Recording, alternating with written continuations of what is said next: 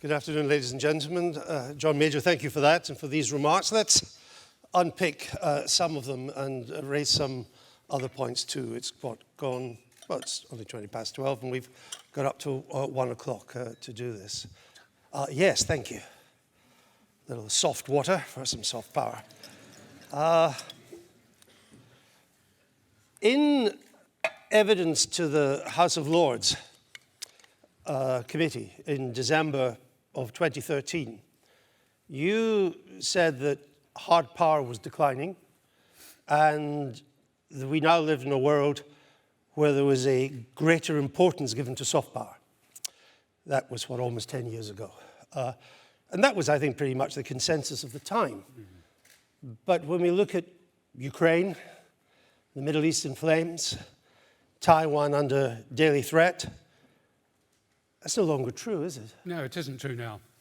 I mean, if you look at where we were in 2013, you began to see a pretty significant reduction in hard power after the collapse of the Berlin Wall and of the Soviet Union. And rather foolishly, the Western nations collectively assumed that liberal democracy had won the battle of ideas, and they began to draw down slowly or cease to increase their military capability as a whole. The peace dividend. It was said to be a peace dividend, yes. And of course, in retrospect, that was unwise. And it had gone rather a long way by 2013. It is now about, or I'll rephrase that, it should now be reversing. I say should rather than will, because I'm not quite sure what the economic circumstances are going to be. And there seems a reluctance in a number of places to actually increase military defense, even though I think the need for it is now absolutely evident. So yes, things have changed. And I hope from this we learned a lesson.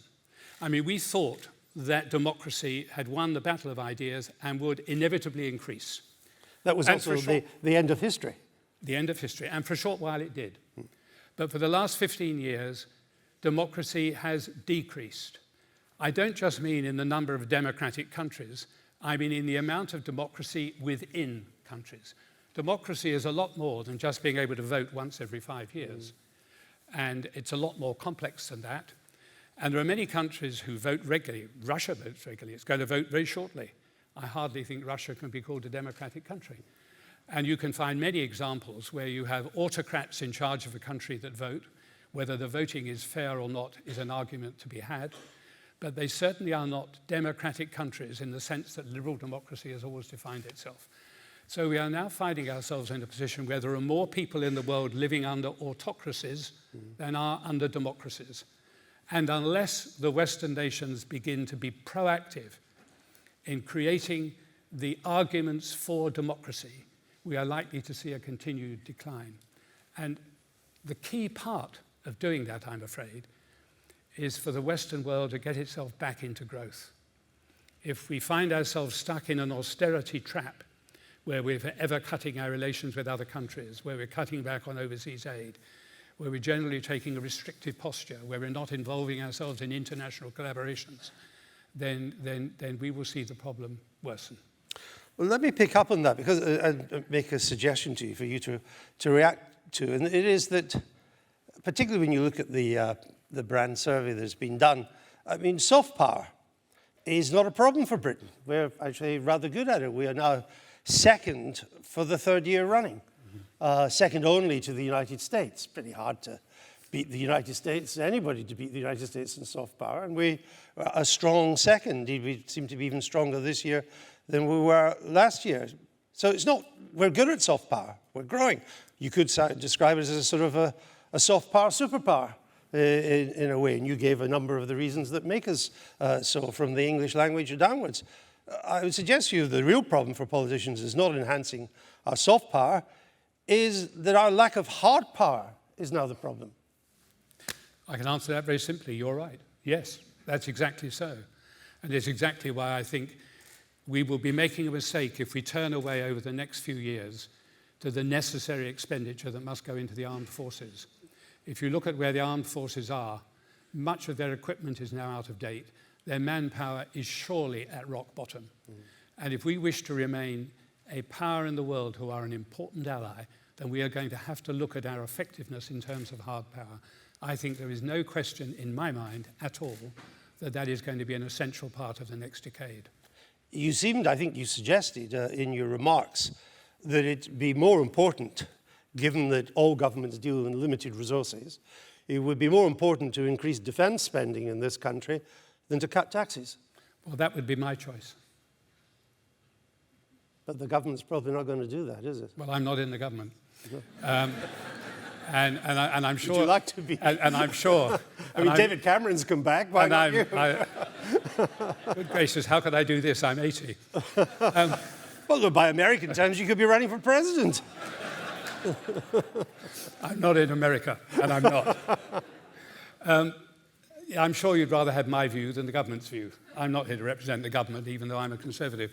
I'm here to represent myself, and my choice at the moment would be we face a real difficulty, both with defence and with some public services, particularly the care of the elderly is the one that is most striking from my perspective.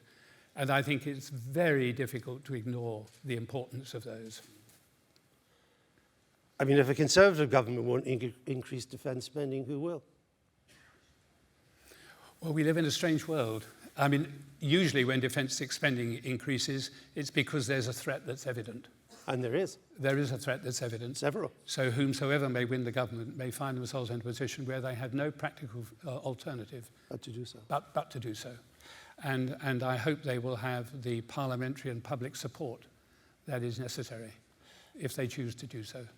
When you look at the past couple of years of domestic British politics, which, shall we say, have been interesting.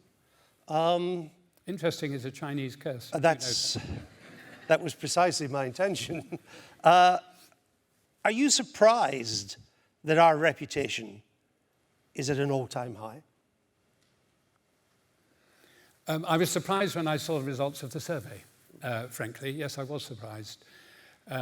I was surprised at how high we were. I would expect us to be very high because we are, in the phrase you used, a soft power superpower for a whole range of reasons, quite unconnected with governments.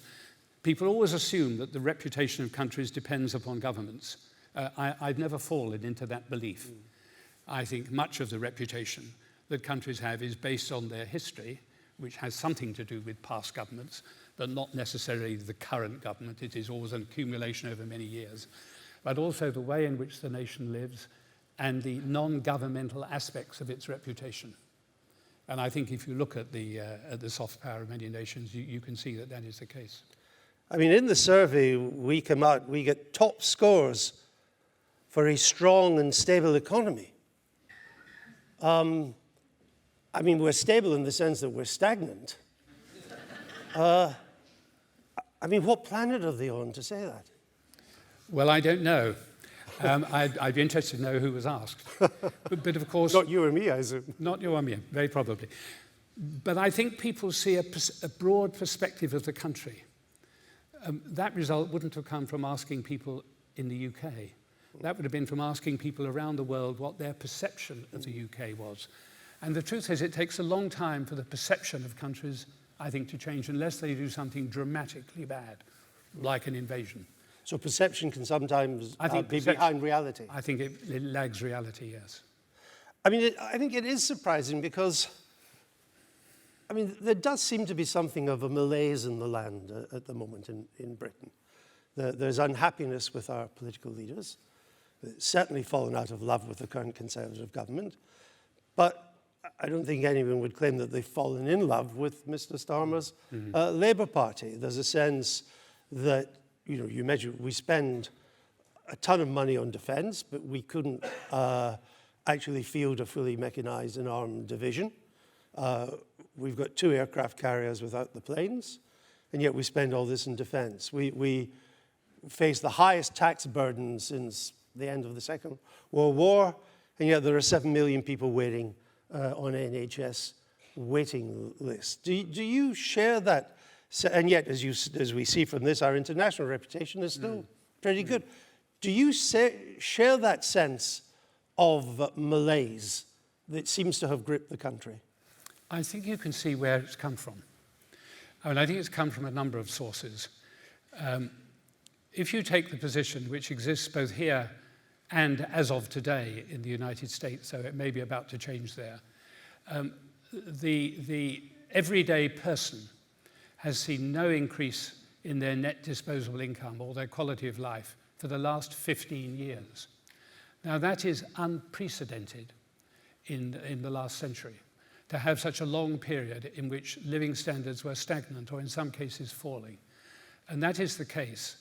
A large part of that springs from the financial collapse that began in America, but certainly spread to England and elsewhere in 2007, 2008, which was very damaging and has cast a very long shadow.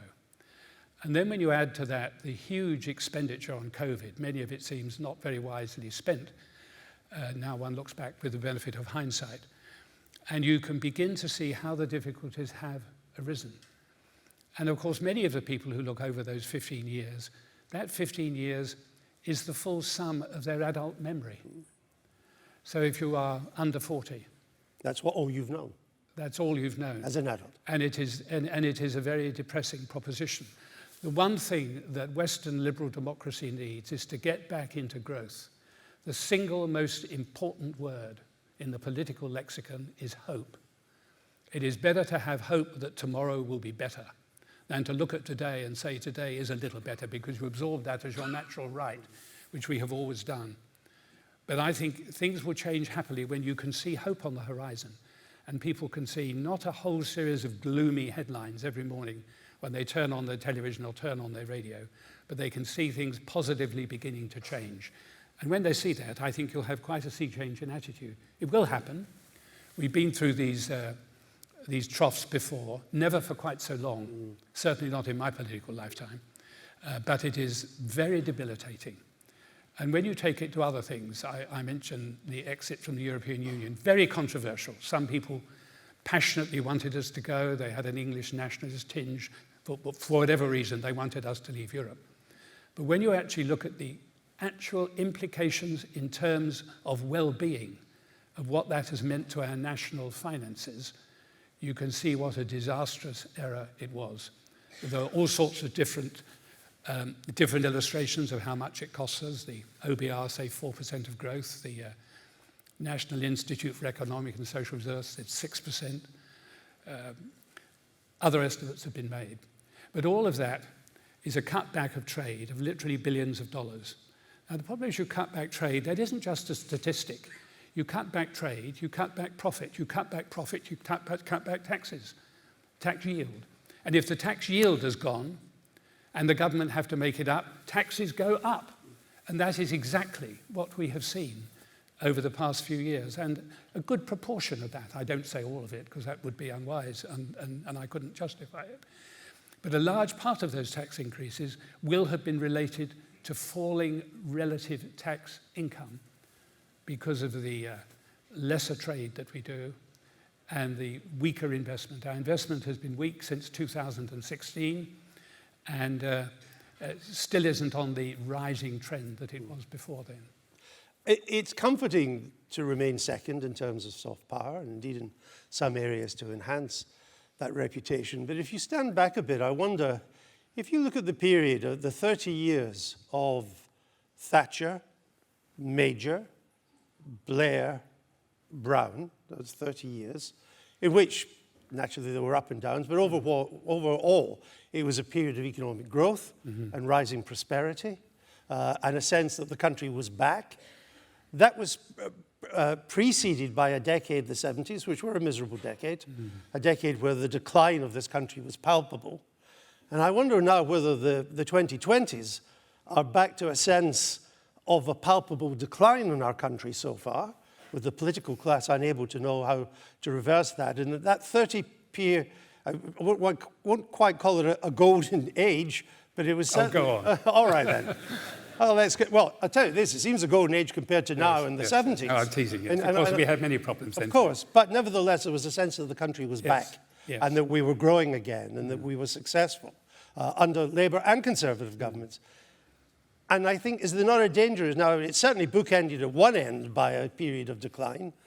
There's now a danger it's going to be bookended at the other end by a period of decline. Well, it's a danger, but it isn't a certainty. It does rather depend upon the policies followed by domestic governments and by governments elsewhere, because we are an island geographically, but in no other way are we really an island in the world of trade that we live in at the moment. So if you do see an upsurge in trade, an upsurge in investment, a government actively creating the conditions to encourage people to invest here, then you can see that things will change. I'm not a perpetual optimist that because we have been in a declining mode since the problems of 2007, as we have, I do not necessarily think that is going to continue forever. I think it can change and may change. But we are moving into a wholly different world. Many of the countries who lagged behind us, very, very large countries with huge populations like India, are moving up very rapidly in terms of their economic development, India, Indonesia, and others. And you are seeing a different shape in the world. And that is not going to stop. The importance of China isn't going to go away. 50 years ago, China was still pretty isolated. China's now out into the world in a way that, frankly, I never believed I would see in my lifetime. So we are moving into a different world. And other things that I don't understand remotely, like artificial intelligence, will have a big indication of what happens to us in future. I mean, there are obvious fears with that. The principal fear, it seems to me, is that many people who do the sort of middle-income jobs will find their jobs wholly taken over by artificial intelligence. By new technology. And we will then have a vast range of people for whom it will be difficult to find jobs. And we should be thinking about that now. I mean, if I may make a point, when did you last hear any public figure of any political party talk about what Britain would be like in 25 years' time and what we had to do within that period to sustain our position in the world over the next 25 years? I have not heard a speech like that for a very long time. And we do need to be thinking about that. We can't just think for the 2 or 3 years of government future expenditure or the parliamentary position. At some stage, I hope we're going to see governments setting out a much longer plan. And if they can reach a concordat, which in many aspects of policy I think they could, with opposition parties about what are the important things that we really have to develop over the next 50 years, it would be a great bonus. The health service is remarkable. But I don't think there are many people outside the health service who doubt that it needs reform and it could be more efficient. If the politicians ceased to treat the National Health Service as a football and began to look together at how they could both fund it properly and reform it properly, it would be a great national gain. But that does mean a degree of cross-party thinking and cross-party agreement that we haven't seen for quite a long time. And there's no talk of either. People are not talking about doing that either. They're not doing that, no. I mean, we're not quite in the position that they seem to be in America, where if you're in a Republican family, you won't marry a Democrat. We haven't reached that, which they seem to have done in the United States. And I don't want us to see us do that. Politics is a thing apart. And it really ought not to sustain whether or not you like someone or dislike someone. There's a great deal of commonality that we should draw upon, and I think it can be done. I mean, you mentioned the threat of AI to a number of middle-income jobs, but it will probably make a lot of lawyers redundant, so it's not entirely bleak. There is an upside to it. There is an upside. The survey shows that part of what gives us our soft power reputation is, quote, trustworthy media and respect for law and human rights, part of the British proposition. Would that reputation be enhanced by allowing a foreign autocracy to own well-known UK media brands? Not in my view. I don't think it would be enhanced in my view at all. So that my answer is no, I don't think I need to elaborate on it. The reason I ask isn't just self-serving, though that's obvious. It's also because we notice the rise of the Gulf states in soft power, but they're essentially buying that soft power. They're using their massive fossil fuel wealth to buy soft power, whether it's football teams, golf, or golf, or tennis, and so big sort of sports washing, as they now call it, and as I mentioned, football, and now some, the UAE, would like to do the same in media as well. That buying soft power can't be healthy, particularly since we're talking about autocracies here. And you just mentioned we live in a century in which the signal growth of the first 2 decades of this century so far has not been the further rise of democracy, it's been the rise of autocracy. And now they're buying their way into soft power. I agree with that analysis. I think there's a degree of ownership of British assets that I'm fairly relaxed if they go in autocratic hands or semi-autocratic hands. But there is a level beyond which one would not wish to see it happen. And I think there is a risk of it getting beyond what we wish to see happen. I don't think it would be a good idea for them to buy a national newspaper. I really don't. Not because it's of any mistrust of them especially, but because different parts of the world have totally different perceptions of what is appropriate and what is not. And I think the ownership of a large national newspaper needs to be in the hands of people who understand the British instinct and have lived with it. You might even say that of some former owners as well, of great British newspapers. I wonder who you could be thinking of. You mentioned the United States, which is still the world's leading soft power and the world's leading hard power as well.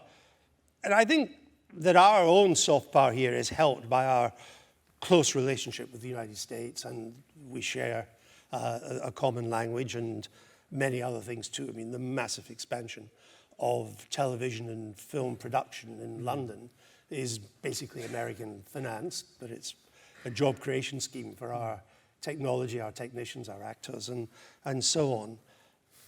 If America is going the way it might be going, particularly if Mr. Trump returns to the White House, and at the moment you would have to regard him as favorite to do so, though at the moment the election isn't taking place, that's a danger to our soft power too, if America decides to become more isolationist, more America first, less interested in its allies. That isn't just bad for the West as a whole, that's bad for us and our soft power. If America were to go isolationist, it would certainly be bad for us. And it would be bad for the whole of Europe. And it goes back to where we started on defense expenditure. If America were to become isolationist, and we were to be uncertain whether America would join in on Article 5 of the NATO treaty, then we would certainly have to increase our military expenditure at whatever cost it may be to the other programs in the land. So it is extremely important to us that our diplomats are at work to do everything they can, and our politicians, to make sure that America does not move in an isolationist direction. They've been semi-isolationist at times in the past, but have been rescued from it by remarkable American politicians. I mean, the problems Roosevelt had in actually providing help for the UK at the beginning of the war were quite significant. There were a lot of people who feared that if he did that, he would drag America into the war, which they emphatically did not wish to see. So it's necessary to maintain a full relationship with America. We can't suddenly turn our back on America. That would be folly of the first order. Even if we disagree with American policies, we need to have a relationship and to try and use our influence on America precisely to prevent that element of American opinion that could go isolationist from actually doing so. And that needs engagement. It's why we do need to make sure that our diplomatic establishment is fully manned with the right people.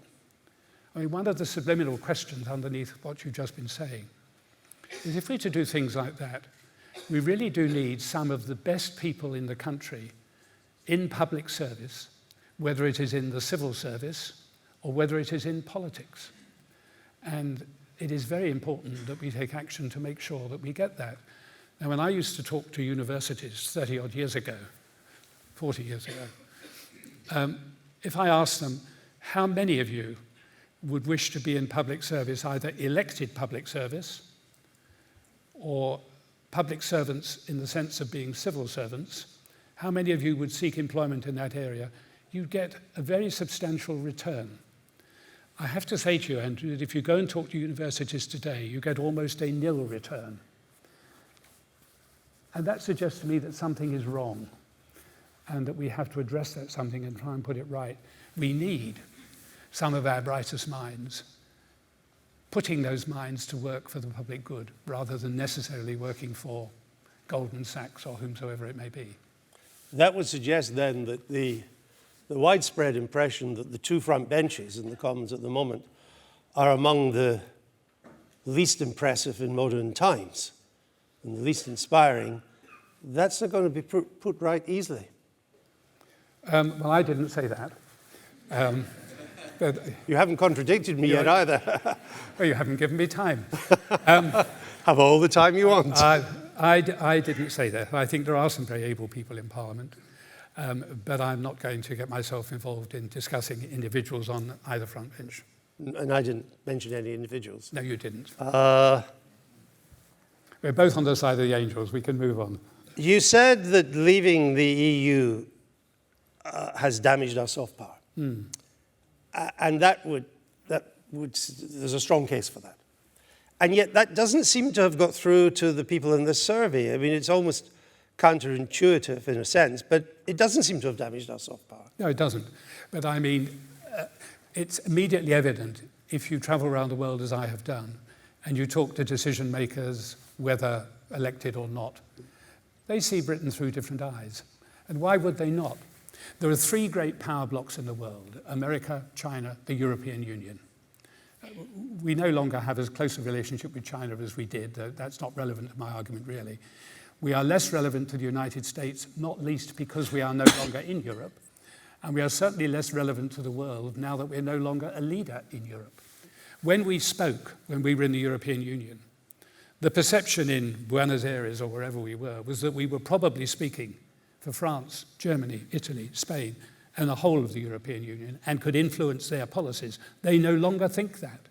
They know we are no longer there. That is bound to reduce our relevance in their eyes. Similarly, they have noticed that we are no longer as close to the United States by virtue of having left the European Union and no longer sharing the instincts we share with the United States inside the European Union, and also that having done that, the much vaunted trade deal that we were going to have with the United States has just been pushed aside and denied by President Biden. Because America's not doing trade deals with anybody now. That may well be so, but the perception of the world is that we haven't got what we were claiming we were going to get. So you can see they no longer see us allied to either of the two Western power blocks. Suddenly we're Britain, 70-odd thousand people, 1 in every 115 people in the world, rather than being a premier spokesman for 500 million people in Europe and for another 400,000 people in the United States. It's a different perception. Now, that perception is among the decision makers. Whether it has got down to the streets where Brand would have gone to get their position is a different matter. But has Brexit really undermined our position with the United States? I mean, it's certainly true the American political establishment wanted us to stay in the EU. That's true. But if I look at who are taking on the Houthis in the south entrance to the Red Sea at the moment? It's only Britain and America. There's no one else. Yeah. It's us. There's some non-military help being given, but it's us. Who are the special forces that we're not meant to be talking about in Ukraine? It's Britain and America. It's special forces. Who gave Ukraine all the intelligence it needed that a Russian attack was coming? It was the Five Eyes, and it was Britain and America. I mean, I go to America a lot. Yeah. The American establishment regrets that Brexit decision, but I still think we're pretty... I mean, they're worried about our defense capabilities, that's for sure. Of course. But I still think, but that's not a Brexit issue. That's our defense. Well, in the sense that we are no longer as wealthy as we would have been, it is a Brexit issue. But I agree, it's a side issue with Brexit. Of course, we haven't lost all our influence with the United States. What I said and what I maintain is that we are not as relevant to the United States outside Europe as we were when we were inside Europe, and able to argue our case on trade disputes where we would often have had the same instincts as the United States. So from time to time, we were actually advancing an argument that was our argument, but was also very convenient to the United States. That's where we've lost authority. But We even managed to muscle the French out of the way to do the AUKUS deal. They had sold their subs to the Australians with the American backing, and we came in. French were kicked out the way. The British and the Americans came in with a tripartite agreement with Australia. I mean, that's huge. That's a massive change in Britain's favour. But no one has said we have lost all our influence with the United States. No one has said we don't still have influence with the United States. What I said is that we are less influential than we would have been if we had stayed in the European Union. And I think that is an undeniable argument. Well, I take it that you don't think we're going to rejoin the EU in the foreseeable future. Is that? Well, it's very difficult to do that. Joining the European Union fully, you didn't really expect an answer to this, did you?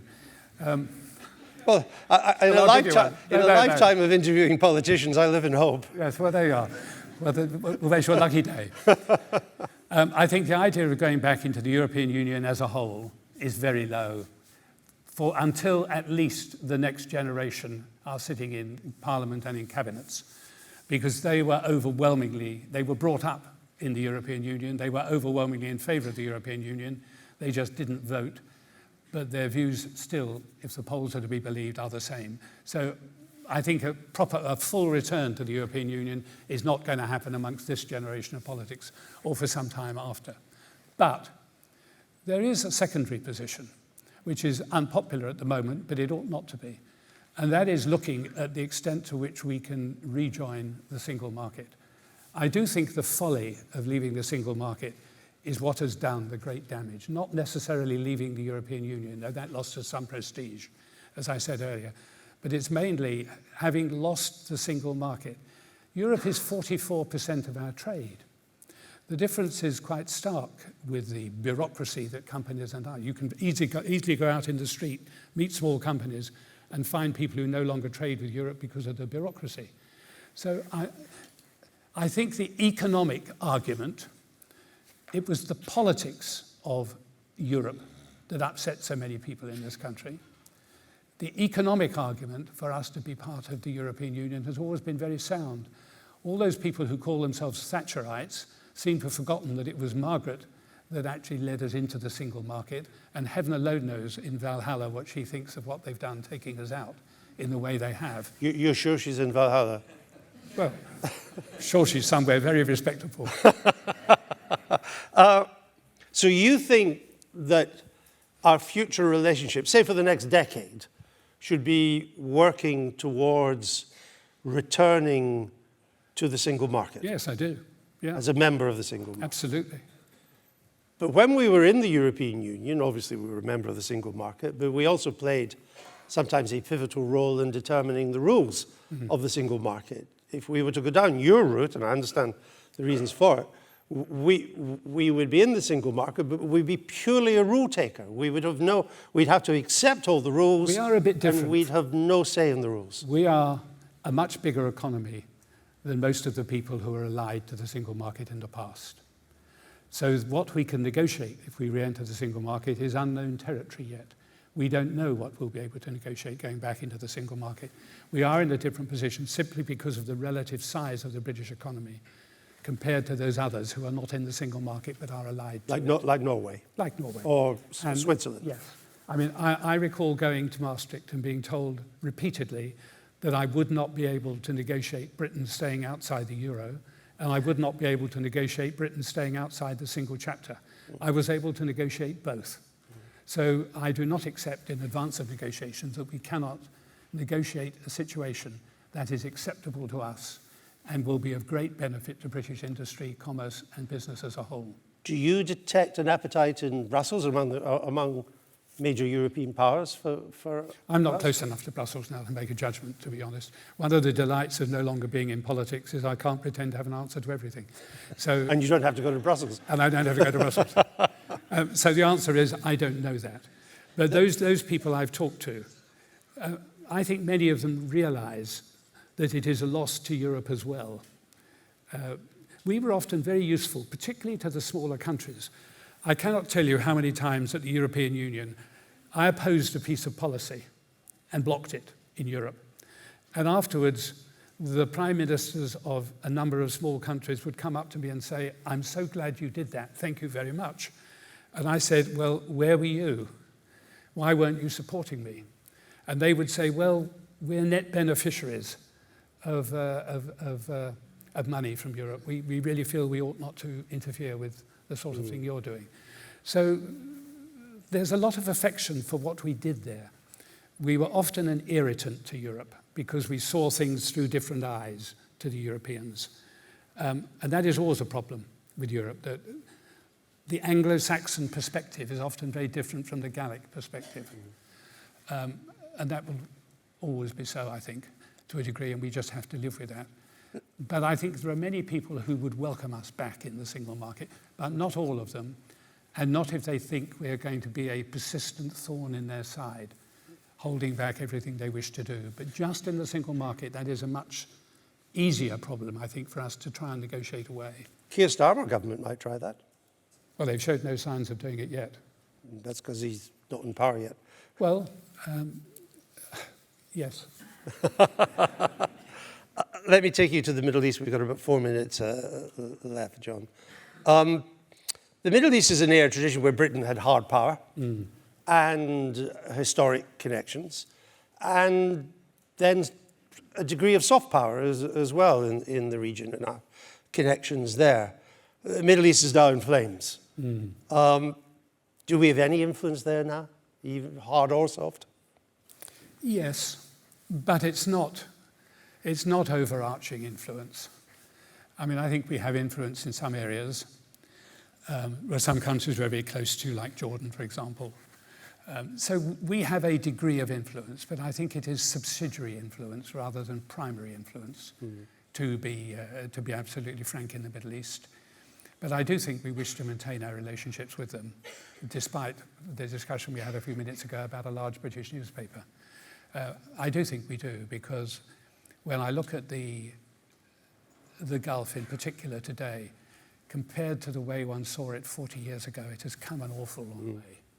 An awful long way in the direction of communal views, even on social issues. There is still some way to go. So I think we wish to continue to be as close to them as we can, in the hope that we can help where we may and influence where we can. But it isn't an overarching influence.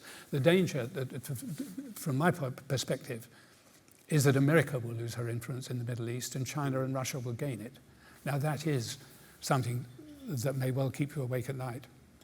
Many in the United States, but also in the Sunni Arab world, are concerned about the expansion, the imperial aims of Iran in the region. They have financed Hamas in the past. There's some evidence that October the 7th was given the green light by Iran. They certainly finance Hezbollah. They have financed the Houthis as well. They finance a number of groups in Syria, which have been attacking American camps there. And of course, they're very active with the Shia militias and so on in Iraq. You supported, for the reasons I entirely understand, trying diplomacy with Iran to try and get an agreement over nuclear arms and the rest of it. Has that soft power route, have we run out of time, run out of room with Iran on diplomacy now? It's difficult. I'm not dodging the question, but it's difficult for me to be sure, because there are two different things I see in Iran.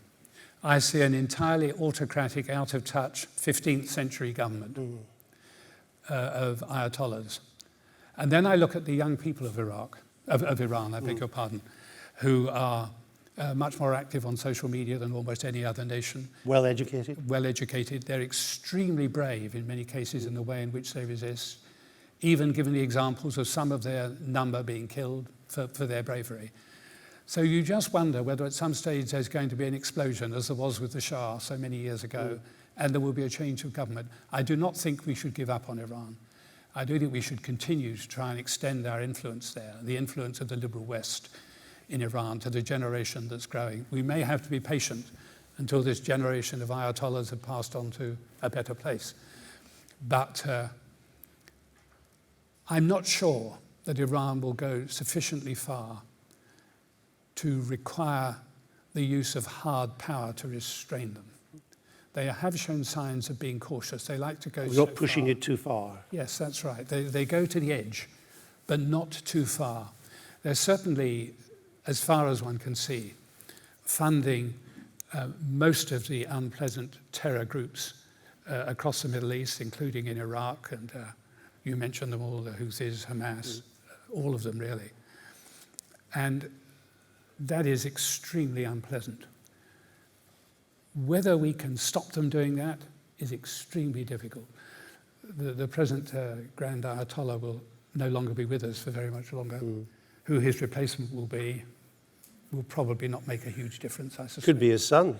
Could be his son. We're back in the dynasty of the Shah. We could, yes. We could, yes. Let me finish with one final question. You famously won an election against the odds in 1992, an election that many expected you not to win, against Neil Kinnock as the Labour leader at the time, but then went down, of course, to a huge defeat in 1997. Is the current government, as it faces an election this year, in 1992 or 1997? I don't think it's in either. I mean, I think there are a lot of differences. I suppose if you look at the opinion polls, people would say they're closer to 97. Than 92. But if I may say so, there are quite a few differences. When we lost so heavily in 1997, quite a lot was different from now.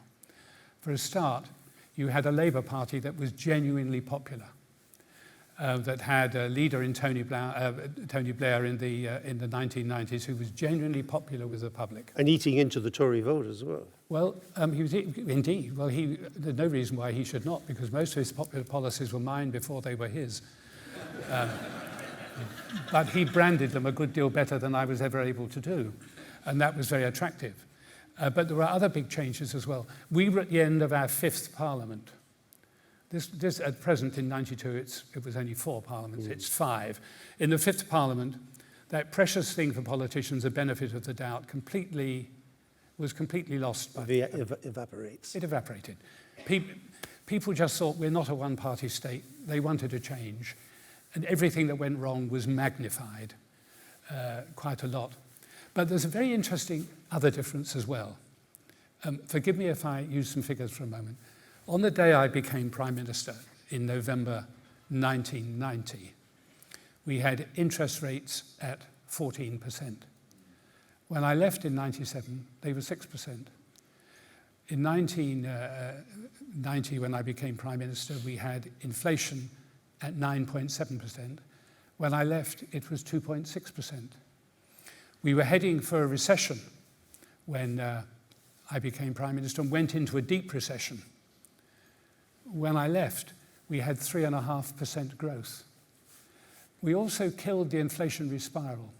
Every government from really since the Macmillan government, ignore Hume, Wilson, Heath, Thatcher, had all tried to kill inflation. They failed on every occasion. They tried it, it became too painful, the policy was overturned, and they failed, which was why we had inflation of 9.7% on the day I became Prime Minister. In the 1990s, although we lost the election very heavily, we left it 3.5% growth. We left unemployment halved from its peak. We had had public debt, public borrowing had gone down to 1 billion. Imagine that, 1 billion when we actually left office. And unemployment had fallen from its peak by 100%.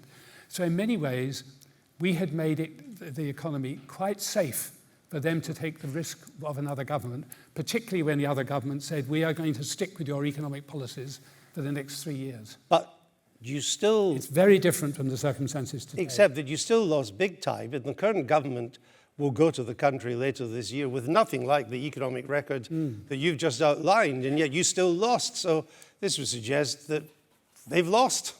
Doesn't matter what they do, they've lost. Well, except it's their 4th time, not their 5th. I mean, I agree, the opinion polls look extremely bleak at the present time, and it's impossible to deny that, and I certainly wouldn't deny it. They're not facing the political juggernaut that was the Labour Party Under Mr. in Blair. the mid-90s, yes. Okay. Well, it's not been bleak having you here today, John It's Major. been fun, It's been a thank you. pleasure. John Major, ladies and gentlemen. Thank you. Enjoyed that. I did too, yeah, very much.